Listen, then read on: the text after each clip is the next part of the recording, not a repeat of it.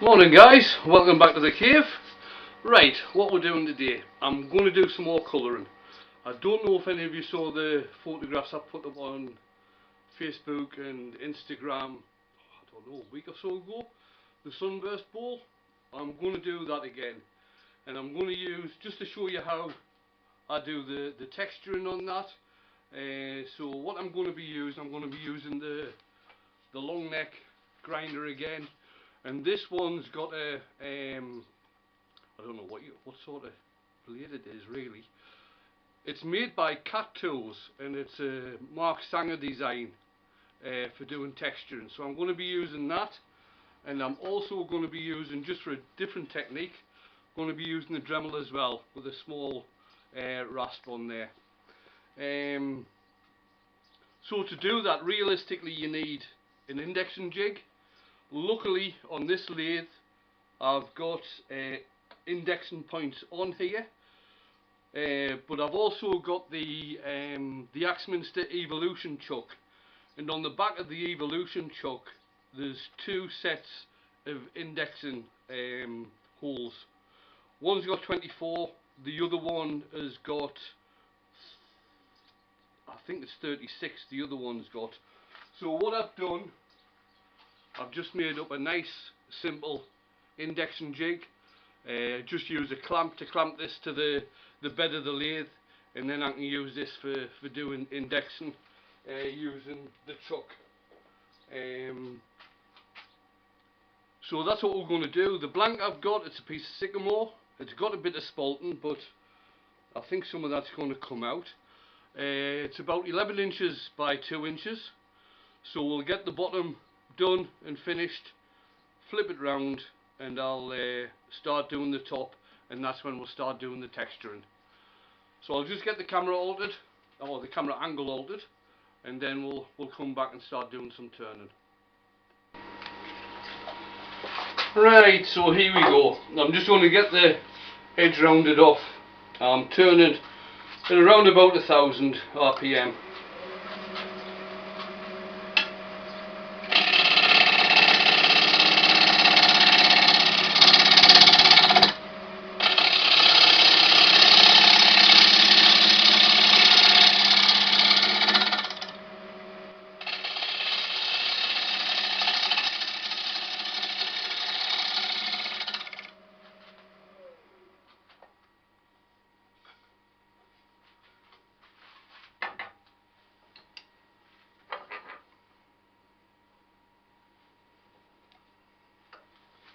Then we'll just get the bottom straightened off.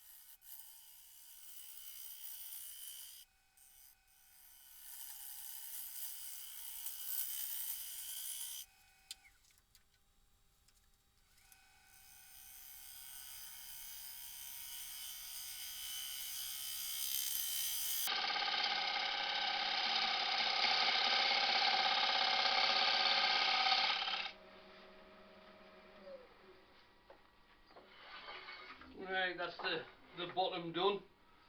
So what I'll do, I'll get this sanded up and then we'll come back when I'm starting to apply a finish.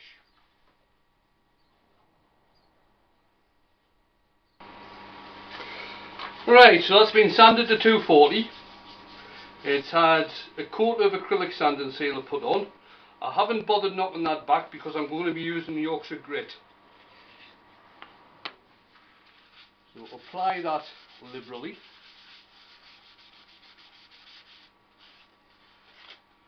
Now I think everybody has heard me spouting on about Yorkshire grit. I do tend to do it every video if I'm using it, and today is going to be exactly the same. It's an abrasive paste. It's an abrasive paste developed and produced in Scarborough, in Yorkshire, in the UK, by a man called Glyn Senior. It's a mixture of mineral oil, wax and something called rotten stone, and it's rotten stone that's the abrasive. And what happens is when you apply it, you'll notice that I don't have the dust extraction on and you won't see any dust. It's part of the sanding process. So once this is being used, and what you do is, you don't have to apply a lot of pressure, but what you do is rub it in, and as you rub it in, the rotten stone basically breaks down and becomes finer and finer and finer. And you just keep on rubbing it in and let the abrasive do its work. Move on to a clean piece of pad.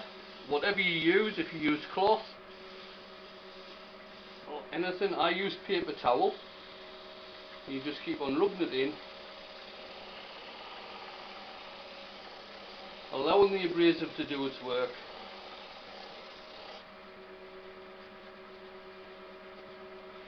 You get Yorkshire Grit Original, which I'm using here. You can also get Yorkshire Grit Microfine as well. The Yorkshire Grit Original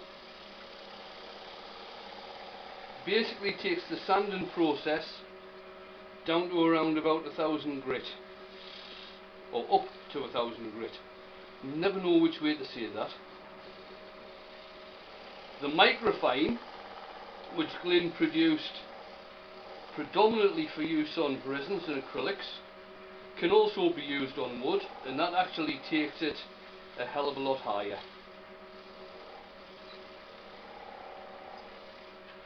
So that's that worked in, and I'm just going to finish off the bottom with some Hampshire Sheen High Gloss.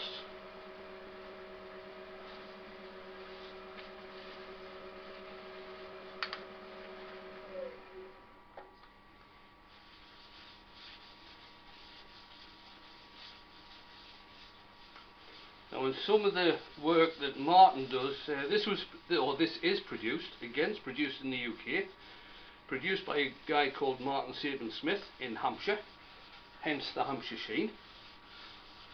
And what Martin has done on some of his projects is that he's actually applied it on and then melts it in with a hot air gun.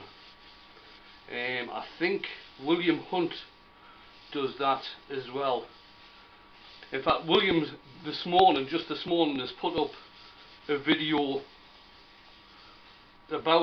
purely about his finishing process. And he uses an 8-stage finishing process. Goes into a lot of technical information, which is always good for those that are interested in the technical information. Then you just buff up the Hampshire Sheen.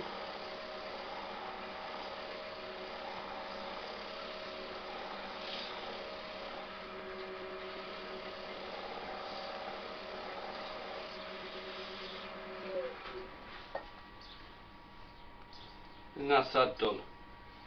So what we're going to do now is take this off.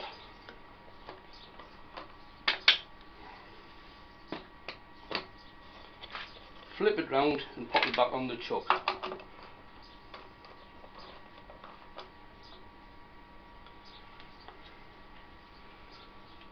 Now again, for those of you who haven't watched my videos or only watched a few of my videos, you'll see I've got a recess in the top there. I've got a Forstner bit, which is basically the same size as the expanding portion of my chuck jaws. So really for speed, because I do a fair amount of turning, for speed I just drill a recess in the top, then it mounts straight in the chuck. I don't have to bother screwing face plates on, mounting a screw chuck or anything like that. So again, that's centralised quite nice. Again, we're still turning at just over 1,000, so I'm just going to get the top straightened off.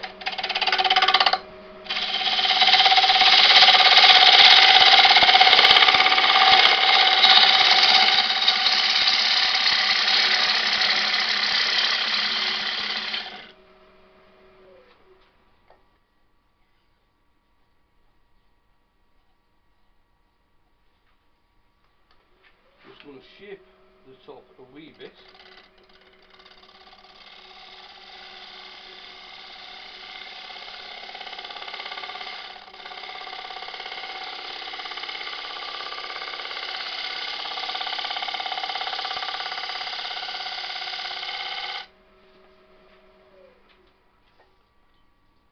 Right, so I'm going to get that sanded. I'll come to doing the bowl part after we've done the texturing, some colouring and the texturing. But I'm going to be sanding this to around about 400.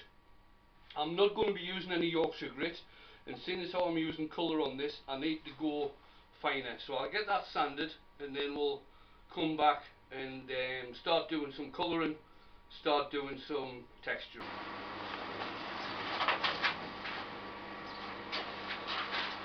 Right, it's been sanded down to 400. Like I say, I'm not using any Yorkshire grit on this because I am going to colour it.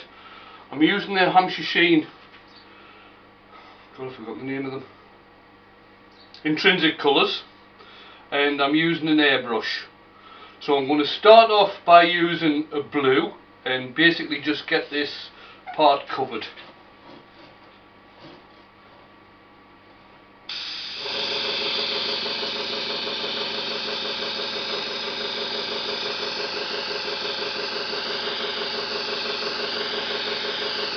Now this wood's fairly dark, so the blue is going to come out fairly dark.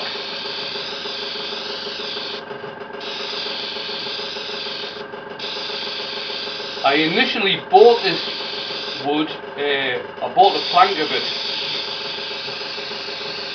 and I was certain it was sycamore, but actually looking at it, looks more like beech.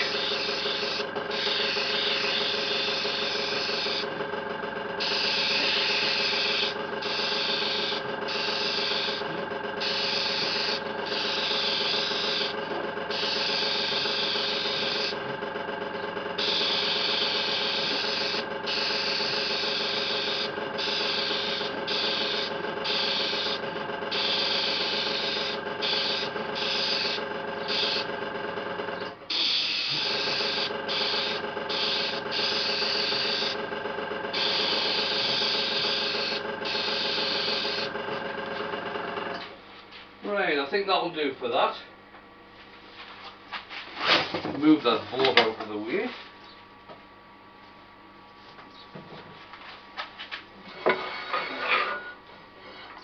Bring my tool rest up.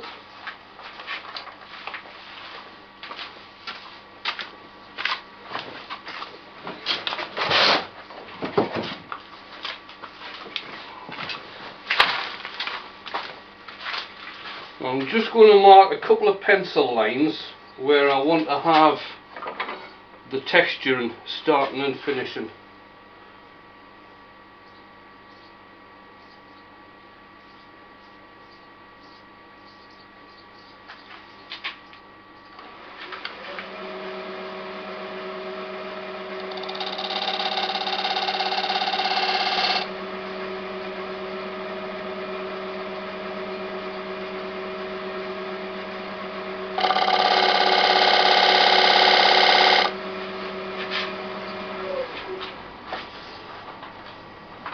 Now some of these lines are going to get,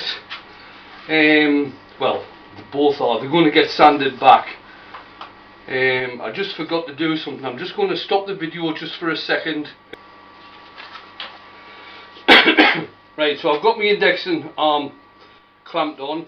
I've got it set up so I'm near enough on the centre line of the top. And I don't know if you can see this part here, part of the shield. What you can actually do is rest that on the bowl and then bring the tool round until it starts cutting. So here goes nothing. Now what I'll probably do is I'll show you one or two of what I do, then I'll complete all the rest, then we'll come back and start doing the Dremel one, and I'll do the same thing again.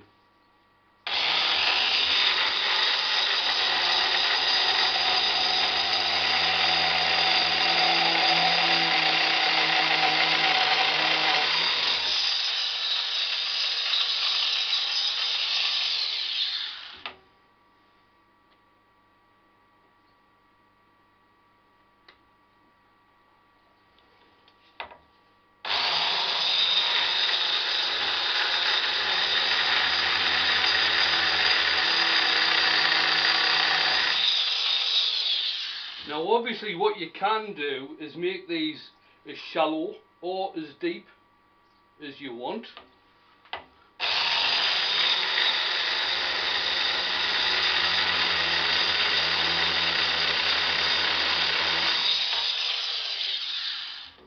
Right, so I'll just switch the video off, I'll carry on doing them and we'll come back.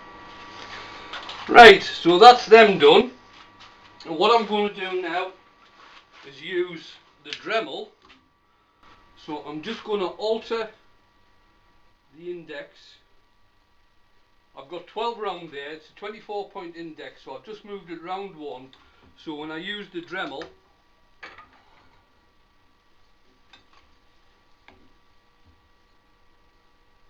it's going to be in the centre. I'm just going to alter the height of this a wee bit.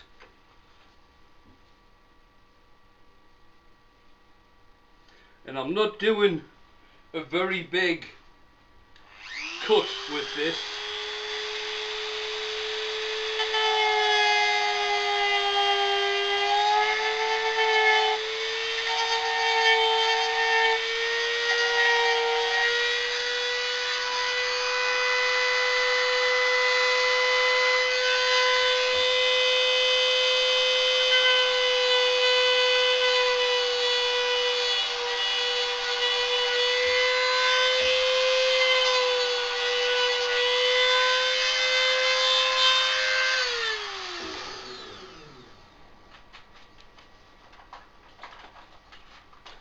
What I think I will do, I'll just move the indexing ring out. I'm just going to put another pencil line on for a stop mark.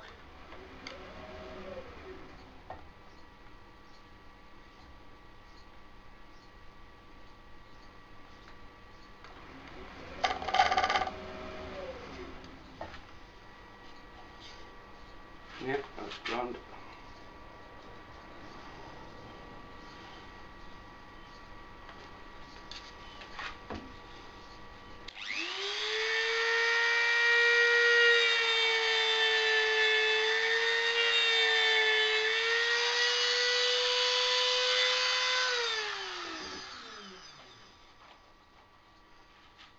Right, so I'll carry on doing them and then we'll come back when...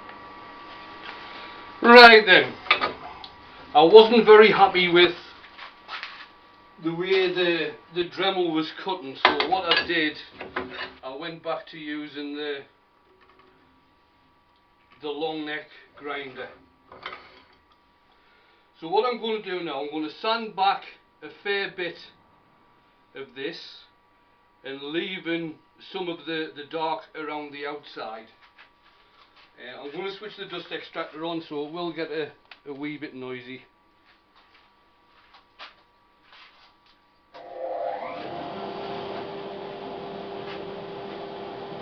So I'm just using the 400 grit again.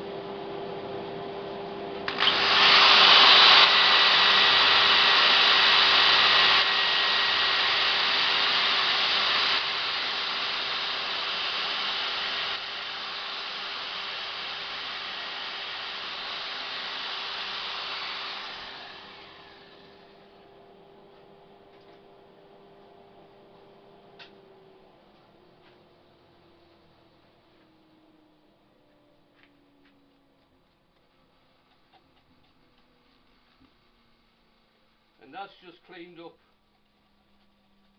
the edges of where I've textured.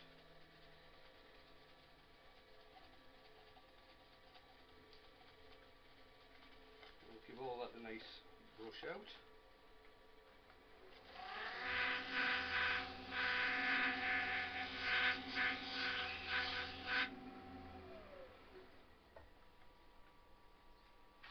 Right, so what I'm going to do now is do the bull part,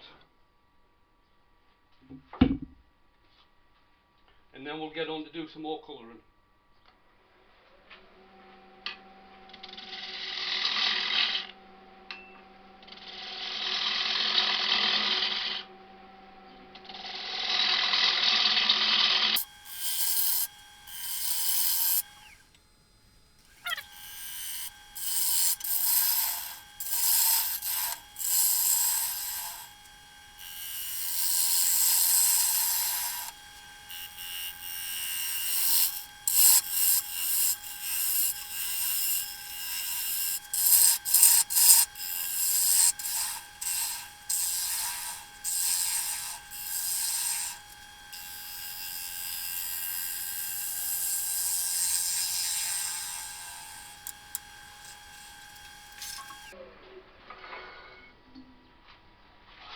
Right, so I'll get that sanded to 400 and then we'll come back and do some more colouring.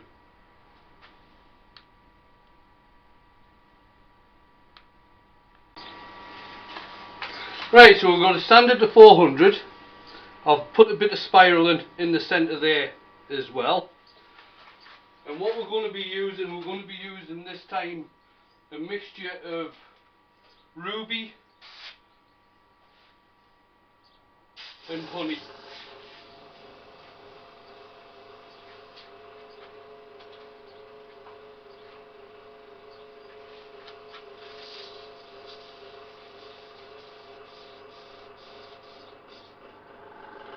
So we'll do the ruby first. I'm going to turn this way down, run at about 180 there, and I'm going to be going towards the centre with the ruby. I'll get it quite dark here and it'll go lighter towards the centre.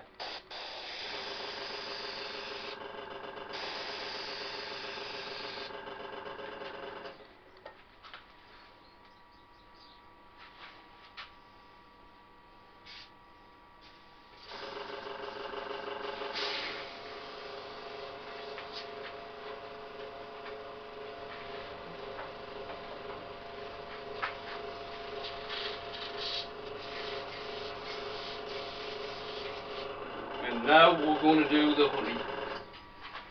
Same thing, start the lathe run very slow. I want to concentrate the honey in the centre and then slacken it off as I go towards the outside.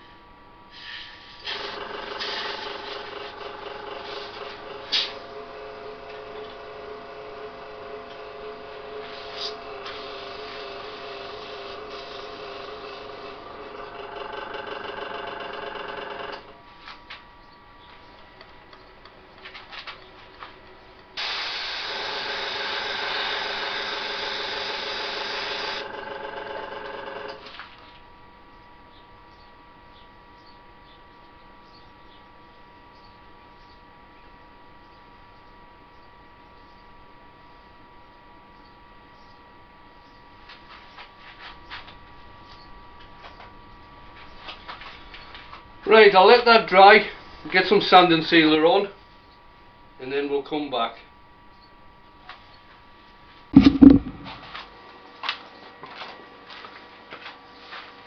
Right then, so it's had a coat of sand and sealer on. It's had about 5 coats of lacquer. I'm probably going to do another couple of few coats of lacquer, but I'll just show you what it's like. So there we are, that's it. I'll take some photos when I get back in the house. Hope you've enjoyed it. Any questions, stick them in the comments. I do try to answer fairly quickly. Please like, please share. If you're already subscribed, hit the notification bell beside the subscription button. If you haven't already subscribed, please do. It'll help us build the channel. And I'll see you the next time. Cheers.